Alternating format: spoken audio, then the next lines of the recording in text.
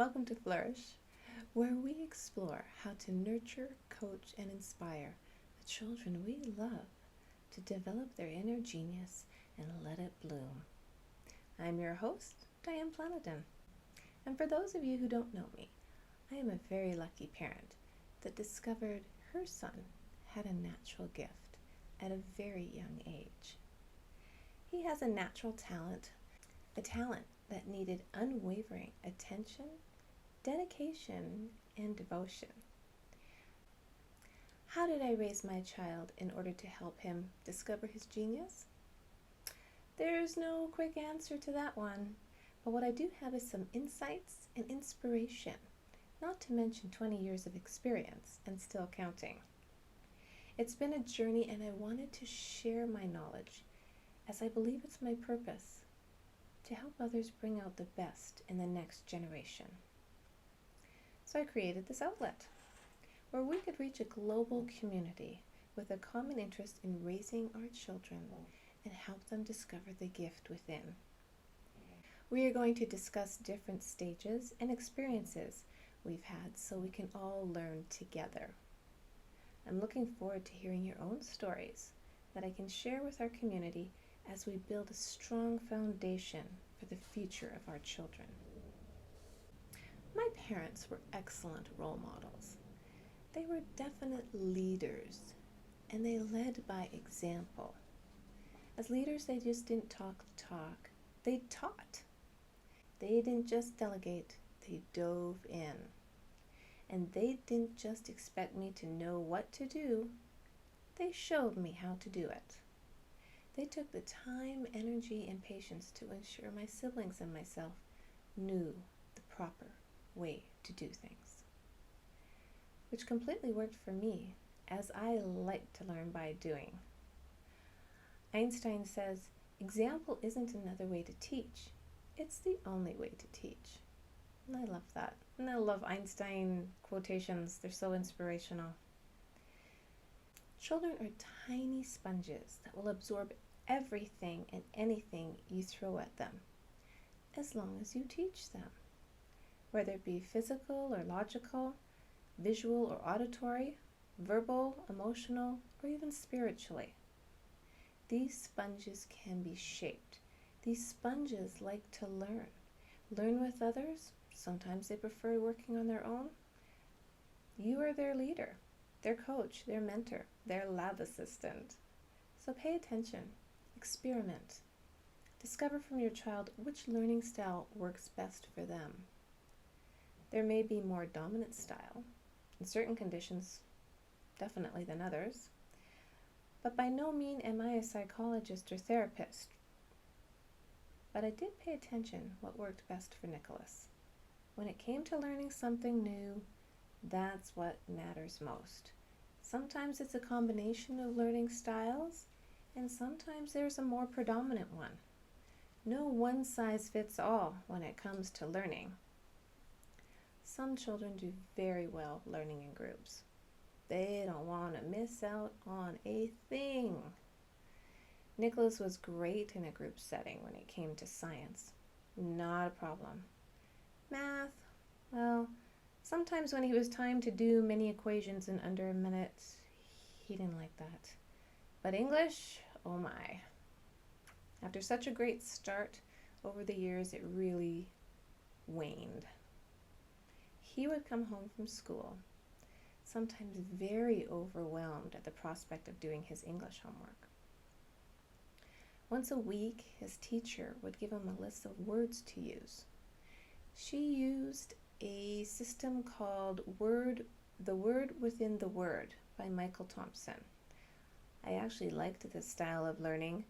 However, trusting that he was actually being taught these words was my mistake.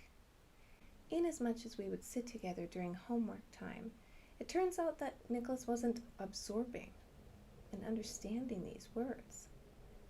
He was falling behind the other students and the curriculum. So I asked him one day what was going on in the classroom. How come he wasn't learning these words? Well, nothing's going on in the classroom, Mom. She just gives us this list and expects us to learn them. Now, I know my child's gift in life is academic. So I found this a bit baffling. Was it that he didn't learn well in a group setting? Or was he actually not being taught? Was he expected to just memorize or actually learn the material? Turns out a little bit of both. He was expected to learn the material, but on his own, since all baby geniuses are supposed to just know. Well, seriously. That's like asking a budding hockey player to hit the ice and already know how to skate. That's like asking a prima ballerina to master a pirouette without practicing. I knew that I needed to take matters into my own hands. The following Monday, when Nicholas brought home his list of words to memorize by Friday's test day, I gave him the night off. I told him, leave the list with me. We have to figure out a better way. And I'd like some time to sort of digest what this program's all about. After a day of deliberation, I decided to take a more logical approach. Nicholas is a natural at the sciences and reasoning, so I put the words he had to learn into his world. We all learn in pictures, and we all can visualize in pictures quite easily once we learn the material. The brain is an amazing computer designed to put picture in our data banks, which in turn makes it easier to remember events, people, places, things. Not always names, though. Without even realizing what you are doing, the brain adds memories automatically. In reviewing the list, I noticed that the word within the word was just that. These words did not need to be memorized. They just needed to be understood. Hence began my relearning of the written word. It was my aha moment to rediscover the English language, as I had to really think about structure and definition. The word within the word syllabus teaches the important role of Latin and Greek stems in academic English. He hadn't learned any Latin or Greek thus far, so I decided to make it fun and created a game for him. Nicholas had a hamster named Hammy. He became our little English mascot. He would go on great adventures within the realm of these words. I kept it relatively simple, but relative, so that once he was back in the classroom, in his mind's eye, his imagination would see Hammy on his adventures and comprehend the word's meaning in a different direction. And it worked. I admit I had to manipulate vocabulary quite a bit to reach his 10-year-old brain, not to mention to create a story of 25 new words each week, but I did. Because I knew in my heart of hearts that eventually he would begin to use these words and use his own imagination in associating the words with the pictures. The 25 words each week made the task a bit daunting for me, but it did get easier over time. The other reason I decided to make stories was that Nicholas would come home with his test results, and the exam had no correlation between each sentence for each word. So not only did he have to learn the words and the meaning and the stems, but he also had to understand their context in 25 different examples. I'm saying this out loud 10 years later, and it still doesn't make sense to me. Here's an example for you, if you're struggling in this department, on how I created a story for Nicholas to remember. I'm going to use real words from his curriculum. The first 5, I did it in groupings of 5. Interstellar, combination, confined, distracted, and misfortune. Those are pretty big words.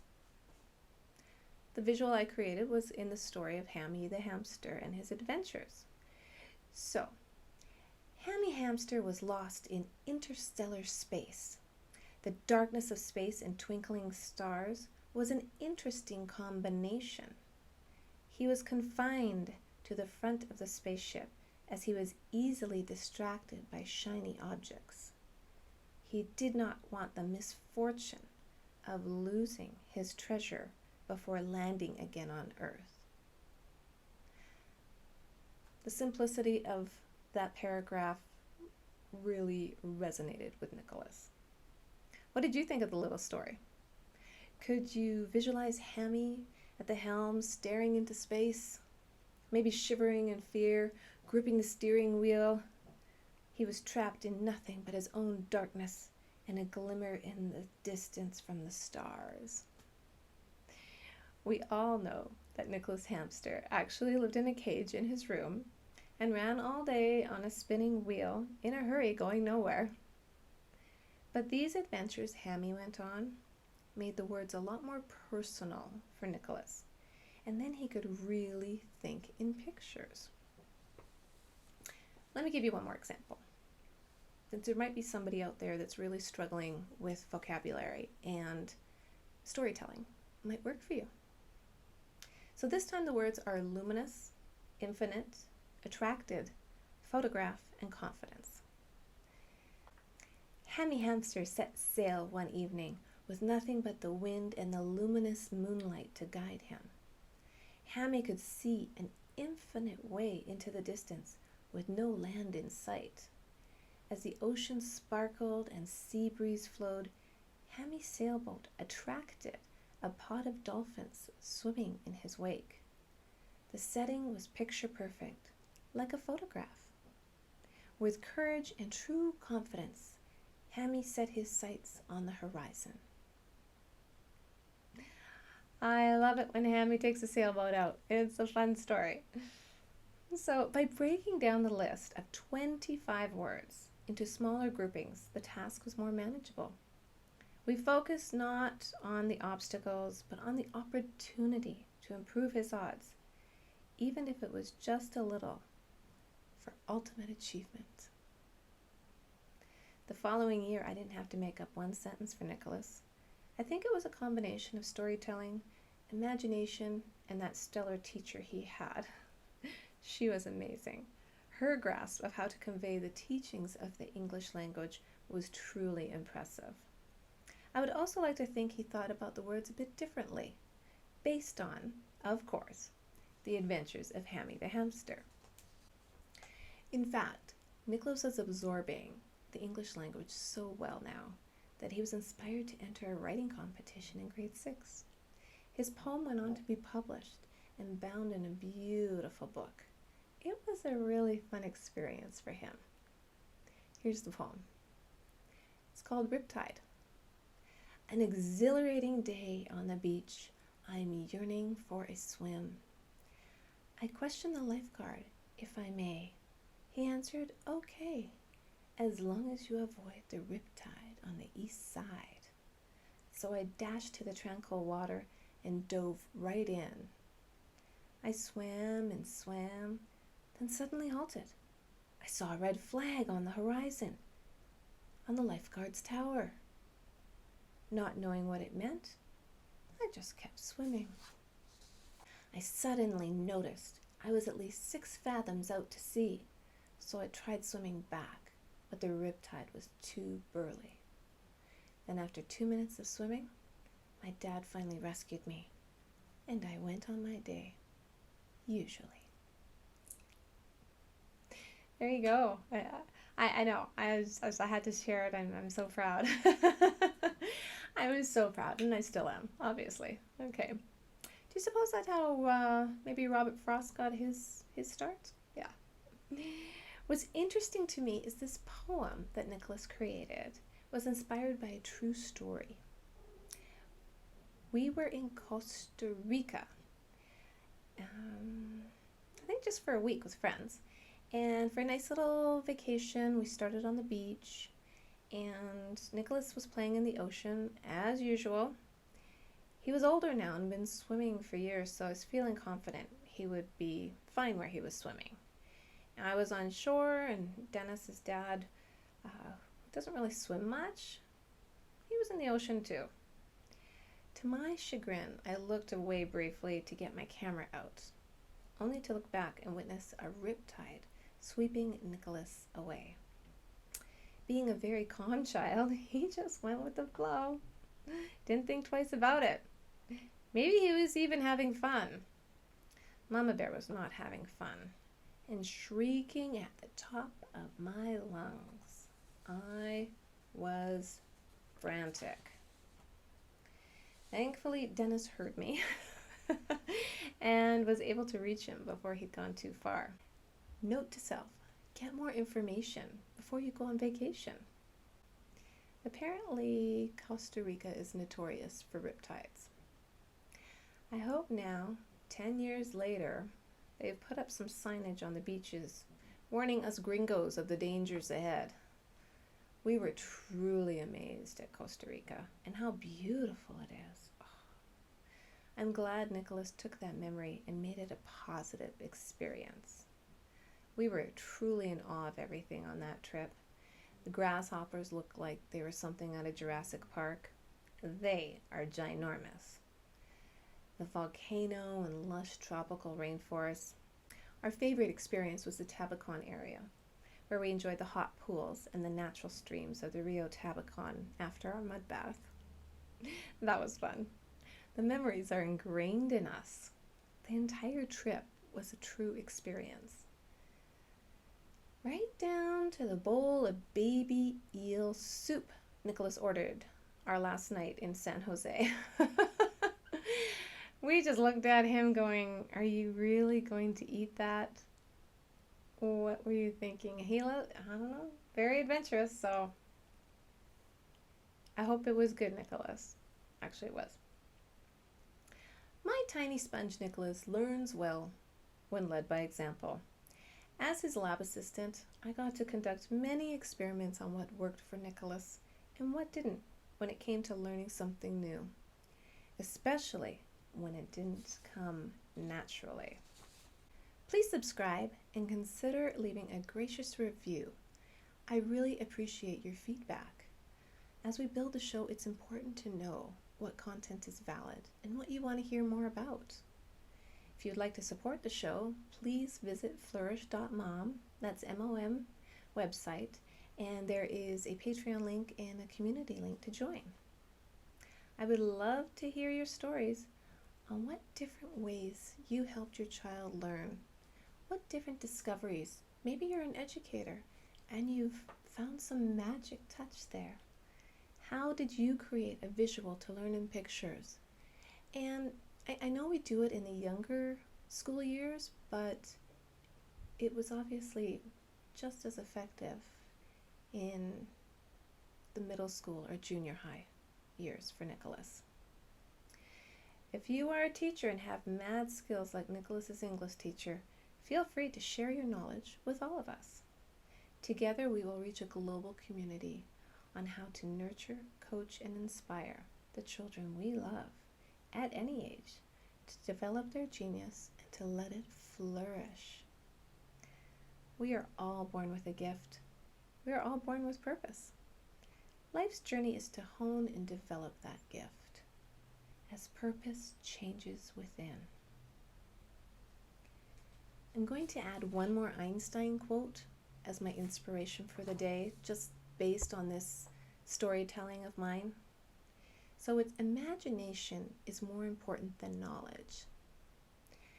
And there's a little bit more to that quote that I want to share with you because I think we're all familiar with the first part.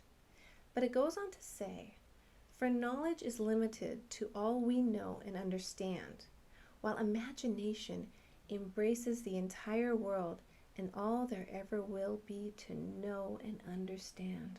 Oh, so true, so true. Thank you, Master Nicholas, for your music composition for the show. Absolutely love it. And thank you. Live well, my friends. Thanks for listening.